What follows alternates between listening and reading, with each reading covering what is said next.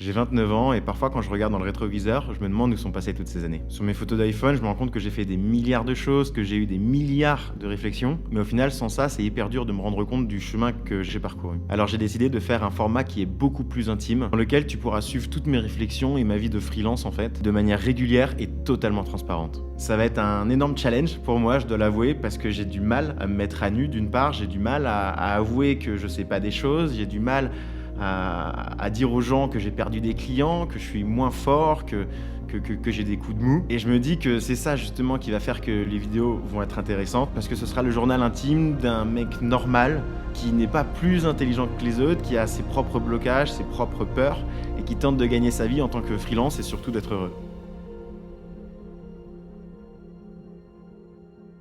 Du coup, pour commencer ce premier sujet, ce premier épisode, j'aimerais te parler du positionnement d'un freelance parce que je suis actuellement en plein dedans. En gros, pour ceux qui me suivent sur LinkedIn, ces derniers temps, j'ai totalement changé de cap en termes de proposition de valeur. Avant, c'était une grosse bannière rose, une grosse photo de profil rose avec écrit en gros freelance Google Ads. Et aujourd'hui, je me suis totalement spécialisé donc sur la cible des avocats avec un branding qui est totalement dédié. Alors pour que tu comprennes ce changement de cap, il faut que je t'explique un petit peu tous les tests que j'ai déjà pu faire ces derniers mois. Pour t'expliquer, ça fait maintenant 6 mois que je me suis mis sérieusement à développer mon activité de freelance.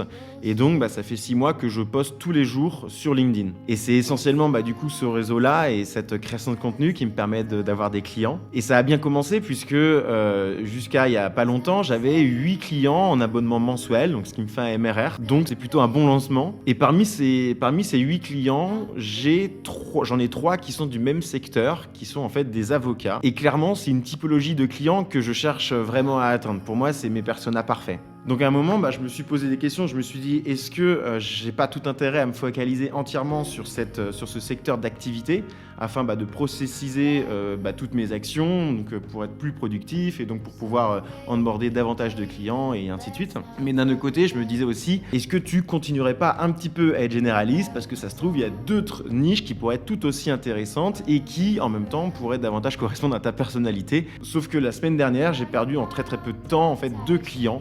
Et à ce moment-là, j'ai décidé que je voulais plus du tout bosser pour des clients qui allaient me quitter seulement après 3 mois d'engagement.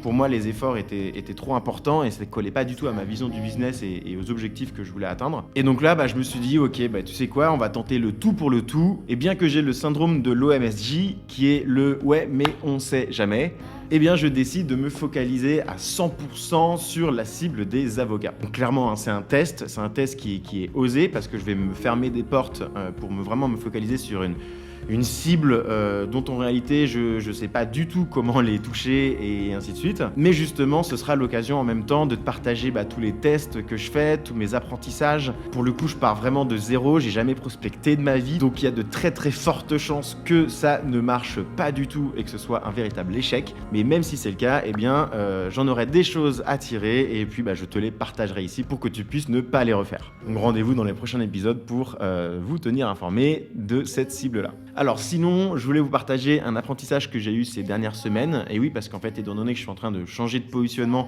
j'ai revu un petit peu mon branding, qui était pour le coup très flashy. Et donc, je voulais te partager quelques tips que j'ai eus sur Canva, notamment. C'est vraiment des trucs qui m'ont permis de me débloquer mentalement. Je sais pas pourquoi j'avais pas pris conscience de ça avant. Et donc, le secret que je vais te partager aujourd'hui, c'est d'être dans l'excès total. Alors, être dans l'excès total, oui, parce qu'il va falloir générer un maximum d'émotions pour que les personnes puissent bien comprendre très rapidement là où tu veux en venir. Donc, ce qu'il faut faire déjà dans un premier temps, c'est utiliser une image qui va venir illustrer le propos de ta vidéo en arrière-plan. Et surtout, cette image-là, il va falloir venir apporter un maximum de couleurs. Donc, ce qu'on va faire, c'est qu'on va venir augmenter la saturation au maximum qu'on puisse faire et ainsi que le contraste dans un second temps. Et une fois qu'on va faire ça, vous allez voir que tout de suite l'image elle va ressortir bien plus flashy, elle va venir se démarquer en fait des autres visuels que les gens peuvent avoir l'habitude de voir justement sur les réseaux sociaux, sur YouTube, etc. Et donc la seconde chose également que j'ai compris, c'est qu'il va falloir venir utiliser des éléments dont on va enlever le fond d'écran grâce à cette petite option sur Canva, comme là ici la robe d'avocat. Et donc cette robe d'avocat, pareil, je vais lui mettre de la saturation et je vais venir, encore une fois, la mettre sous ma tête, tête qui est totalement disproportionnée par rapport à la robe d'avocat. Mais voilà, encore une fois, on vient apporter des éléments pour venir illustrer le sujet de notre vidéo. Une autre astuce qui est vraiment sympa, c'est de venir ajouter une sorte de petit encadré blanc autour de votre tête ou autour de n'importe quelle image. Pour le faire, en fait, c'est hyper facile. Il suffit d'aller dans Ombre, juste ici, puis de cliquer là, on reclique dessus et on va venir faire en sorte que l'ombre ne soit pas noire, mais qu'elle soit bel et bien blanche. On va enlever tout le flou qui est disponible et on voit que ça apparaît super bien et donc ça rend plutôt sympa. Et donc on arrive à la dernière partie, cette dernière partie qui sera consacrée aux chiffres clés de mon activité de freelance. Alors j'avoue, j'ai totalement copié ça sur le format de Théo Lyon. 187 000 € de chiffre d'affaires. Je me dis que c'est plutôt smart en réalité parce que ça vous permet de vous tenir en haleine et de vous faire patienter jusqu'à la fin de la vidéo. La problématique par contre que je rencontre, c'est que moi, j'ai pas du tout comme objectif final d'avoir un énorme chiffre d'affaires, de recruter plein de gens et tout ça. Pas du tout. Moi, mon objectif, c'est d'avoir un business qui fonctionne, qui soit un maximum automatisé afin que ça me permette d'avoir un maximum de temps libre.